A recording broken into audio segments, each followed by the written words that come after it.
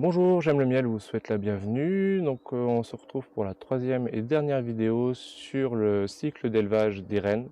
Dans cette vidéo, on va voir les différentes étapes successives sur l'élevage de rennes. Donc dans un premier temps, je vais venir mettre des bigoudis sur les cellules royales qui viennent d'être operculées. Je laisserai par l'ensuite les cellules dans la ruche éleveuse pour qu'elles terminent leur développement. Au 10e jour après le greffage, je viendrai prélever ces cellules pour les introduire dans un essaim orpheliné. Et pour terminer, je viendrai contrôler la naissance de cette reine dans l'essaim orphelin. Voilà, je vous invite à me suivre dans ces activités. On est 4 jours et demi après le greffage. Je vais venir contrôler les cellules royales et leur mettre un bigoudi si elles sont operculées. Pour protéger les cellules. Donc le bigoudi, ça se présente comme ceci, hein, c'est une sorte de petite cage sur lequel je vais venir emboîter la cellule royale qui va protéger la cellule royale, notamment si la reine naît en avance ou si je suis en retard sur la constitution des cellules. Donc la reine resterait enfermée dans le bigoudi, ça empêcherait la reine de venir tuer les autres. Et également, ça évite aux abeilles de faire ce qu'on appelle des bâtisses folles autour de la cellule. Et donc, ça facilite la récolte des cellules. Donc, c'est ce que je vais venir faire ici. Donc, dans la ruche éleveuse sur les cellules royales. Alors, il s'agit d'une petite intervention. Dans ces cas-là, j'utilise parfois la pistolis pour ce type d'intervention. Je vais commencer par retirer le cadre à construire. Donc j'aurais rajouté au moment du greffage un cadre à construire pour les encourager, si elles avaient besoin de faire de la cire, encourager à le faire sur ce cadre-là plutôt qu'à proximité des cellules royales.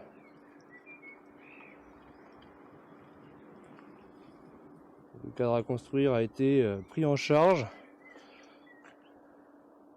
Les abeilles avaient effectivement besoin de faire de la cire.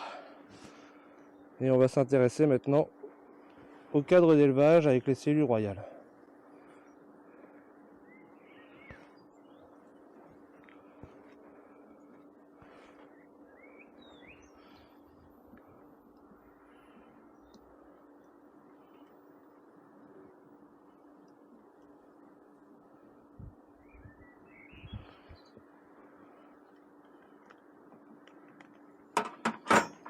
Je vais venir chasser les abeilles pour pouvoir prélever la barrette.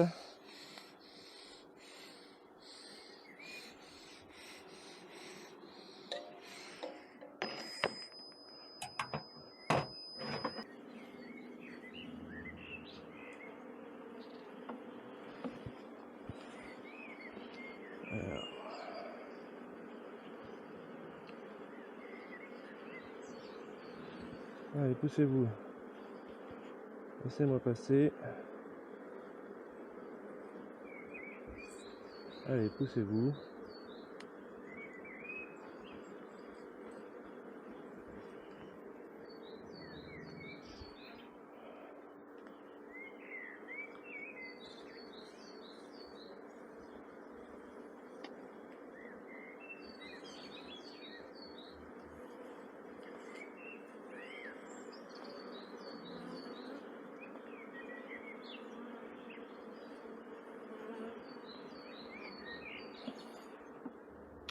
Donc voilà les cellules royales, comment elles se présentent sur les barrettes.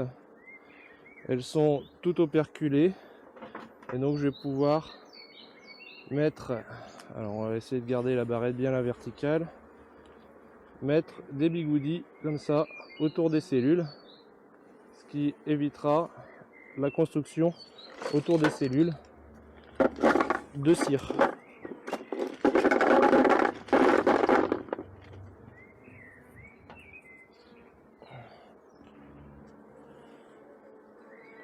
Allez, laissez-moi passer les filles.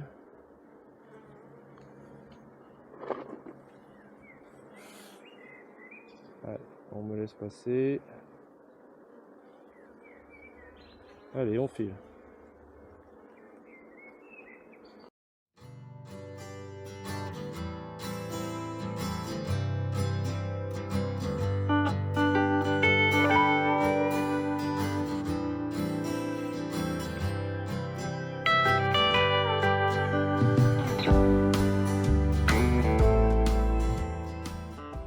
Voilà pour la première barrette. Et je vais pouvoir faire la même chose sur la deuxième.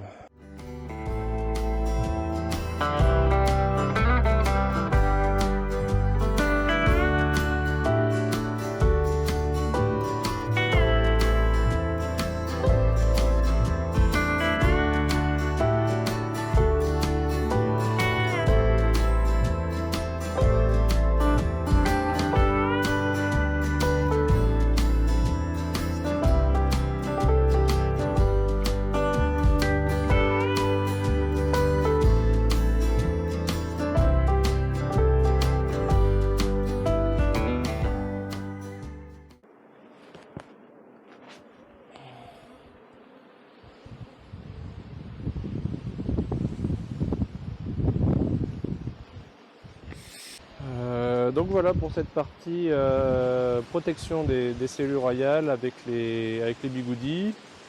J'ai bien fait de le faire maintenant parce qu'il se met à pleuvoir. Donc l'intervention est terminée. Je vais pouvoir laisser comme ça en place donc jusqu'à la récolte des cellules.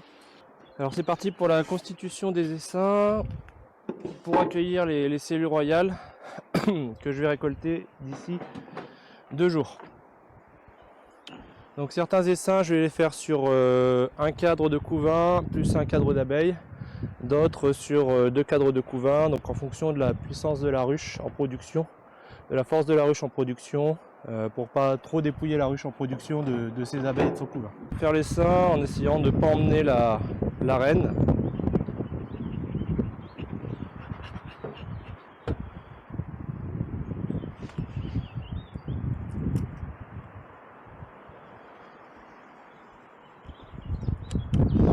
Celle-ci, la reine, je l'avais vue, elle était marquée. Donc ici, on est sur un cadre de provision.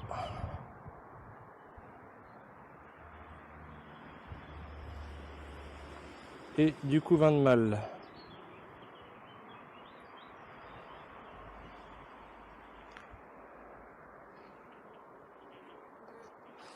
Alors à l'intérieur de la ruchette pour faire l'essaim, j'ai déjà mis un cadre de provision, un cadre de cirque gaufret, une partition. Donc sur celle-ci, je vais juste lui prendre un cadre de couvain prêt à naître pour la réalisation de l'essaim.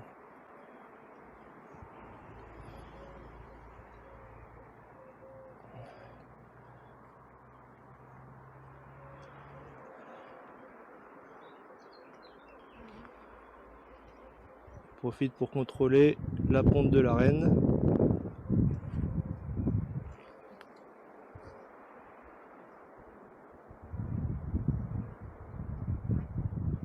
Alors ça c'est un cadre pondu, ça pourra m'intéresser pour récupérer les abeilles, pour avoir des nourrices, pour prendre en charge la reine. Je vérifie que la reine n'est pas dessus.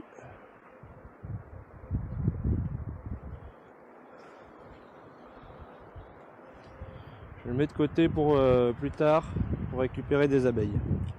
Ici on est sur un cadre de couvain fermé. Et je pense que c'est celui-ci que je vais prendre, si la reine n'est pas présente.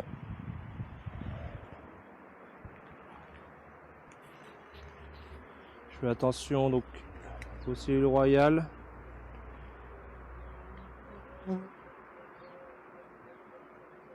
J'ai un petit peu de ponte. Donc on est moitié couvain fermé, moitié couvain ouvert. Bon, 2 tiers, 1 tiers. Je vérifie que la reine n'est pas là. De toute façon, je note l'origine de l'essaim sur l'essaim, ce qui me permettra, si j'ai emmené la reine, de la ramener à sa ruche d'origine. La reine est ici. Donc je peux emmener les abeilles de ce cadre-là dans l'essaim.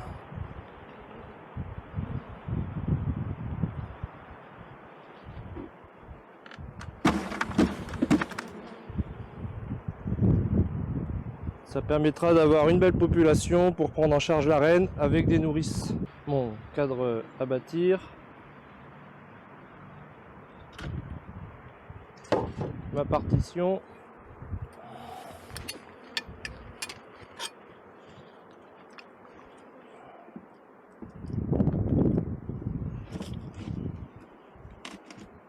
Hop, et je récupère mon cadre construit que je donne à la ruche mère.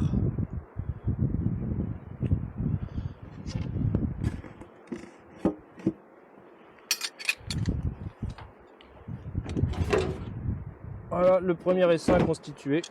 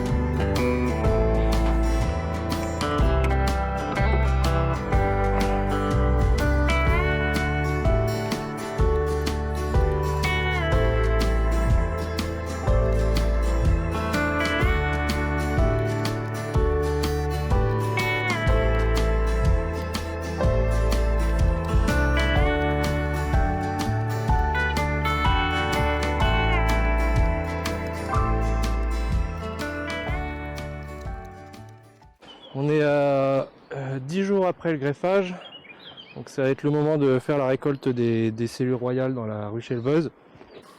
Pour le transport des cellules royales jusqu'aux essaims, j'ai bricolé un petit appareil de transport qui permet de garder les cellules au chaud le temps du transport.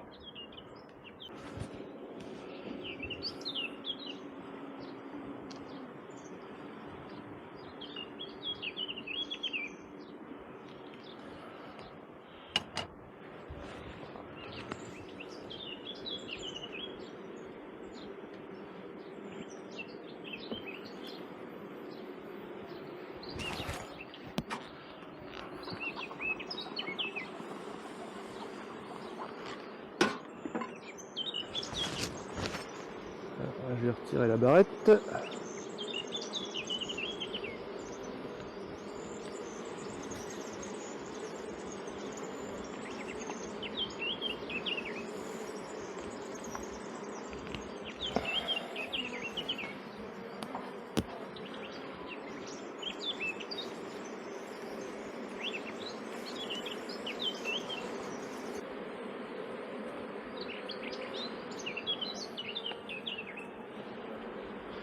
Et je vais pouvoir maintenant récupérer les cellules royales pour les mettre dans l'élément de transport.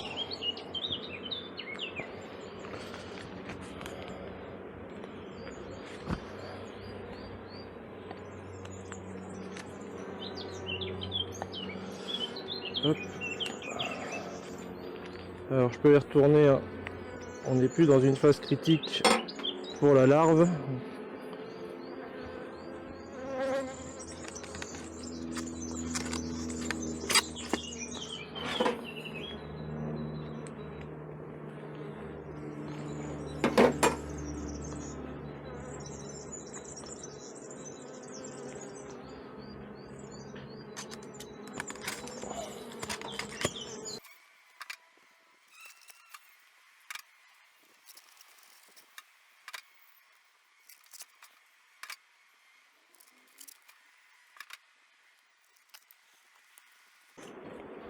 Et je vais faire la même chose sur la deuxième barrette. Je vais maintenant donner une cellule royale à la ruche éleveuse puisque j'ai eu assez de cellules royales pour le printemps. Donc on va voir l'introduction des cellules royales dans un essaim. Donc, je récupère la cellule royale. Alors je la mire, c'est-à-dire que je la retourne et je vois si la larve bouge à l'intérieur. Là c'est bon. Et j'essaye de la mettre dans un protège-cellule. Alors ça, là, elle est trop grosse, ça va pas marcher, donc je vais la mettre directement, planter directement dans le cadre.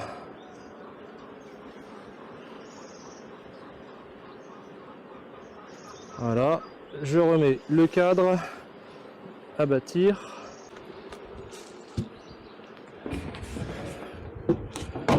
Et voilà.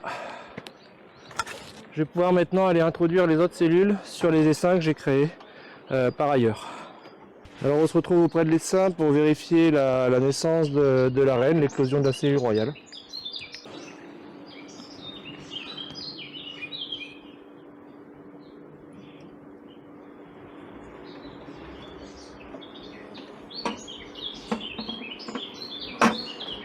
Oh.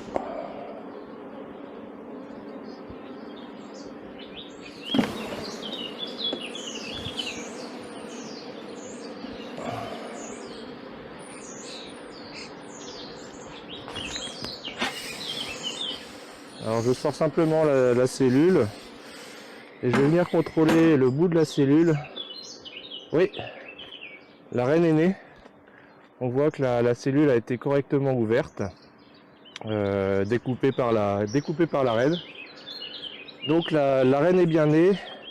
Alors je reviens vers vous, petite précision concernant donc les naissances de reines. Donc je ne sais pas si on va bien le voir ici, mais quand la reine naît, elle se découpe un petit capuchon dans la cellule royale avec ses mandibules. Et donc quand on voit la cellule qui est bien ouverte comme ça par le dessous, bien découpée par le dessous, ça veut dire que la reine est née. Bon, après cette naissance, il peut encore lui arriver des péripéties à cette reine. Il faut qu'elle puisse réussir son vol de fécondation, qu'elle en revienne vivante sans s'être fait attraper par un oiseau ou autre chose, et qu'elle arrive à trouver suffisamment de mâles pour avoir une bonne fécondation. Donc tout n'est pas encore terminé, mais c'est un premier bon signe sur cet élevage.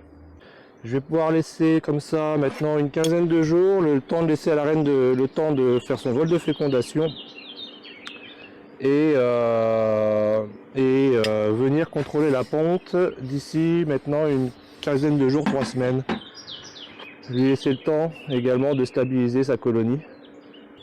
Je ferai pareil sur les autres essaims que j'ai créés, les 8 essaims que vous m'avez vu déplacer de la camionnette en vidéo. Et je vous ferai un petit résumé de la réussite de tout ça en vidéo. Voilà, c'est la fin de cette dernière vidéo sur la série des élevages. Bon, réussite concernant cette cellule-là. C'est très bien. Je vous remercie d'avoir suivi cette vidéo et je vous dis à bientôt sur J'aime le miel.